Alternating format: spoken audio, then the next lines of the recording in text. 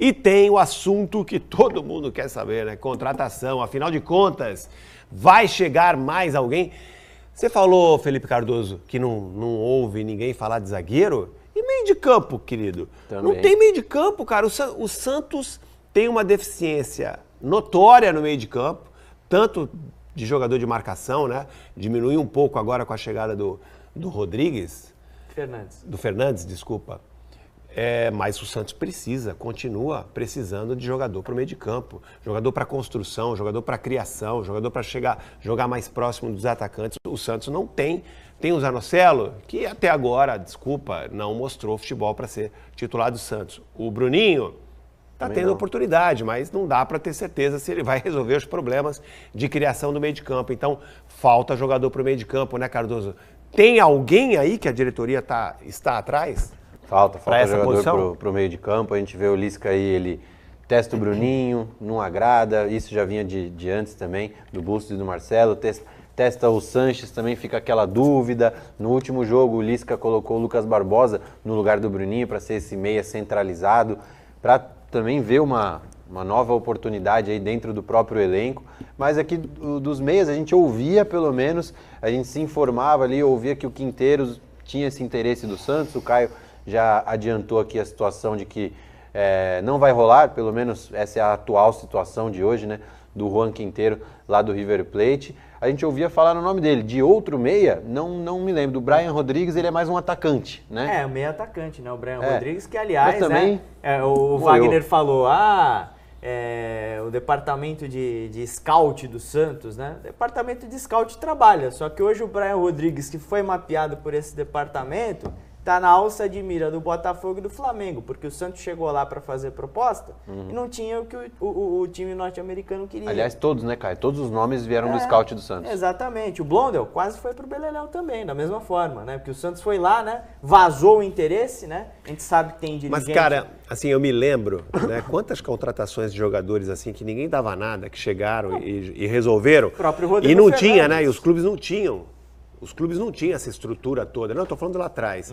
Os clubes não tinham essa estrutura toda, né, de profissionais treinados, capacitados para ficar de olho no mercado, com programas, né, para analisar números, estatísticas, né, para poder errar menos, né? Quando eram só os antigos olheiros, né, quantos jogadores que ninguém dava nada? O Giovani, por exemplo. O Giovani veio para o Santos por uma mixaria, cara. Estava lá escondido, né, no Pará e acabou sendo aí um dos grandes jogadores da história do Santos, recente, né? Tantos outros jogadores, né? Poxa, me ajudem aí, vários jogadores que eram... O próprio Zelov, não foi um grande jogador? Não foi um jogador, mas foi útil.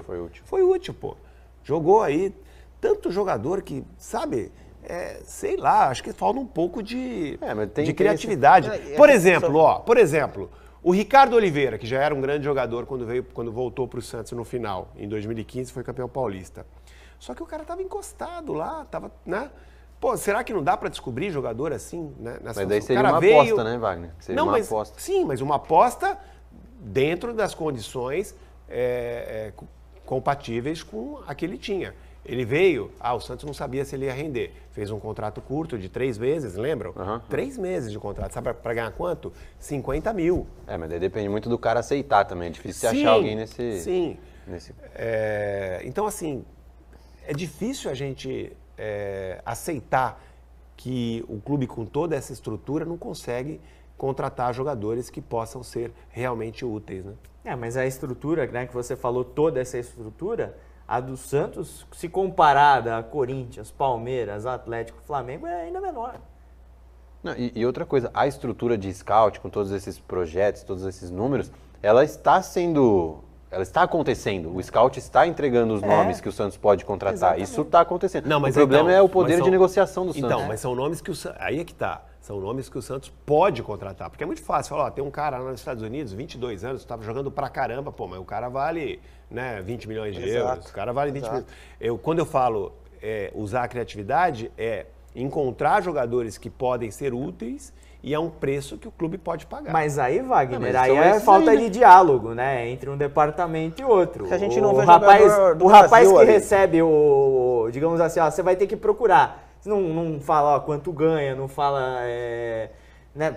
Procura aí. O cara vai lá e procura, Sim, pô. é verdade. Quero nomes. Eles devem até ter uma base de valor de...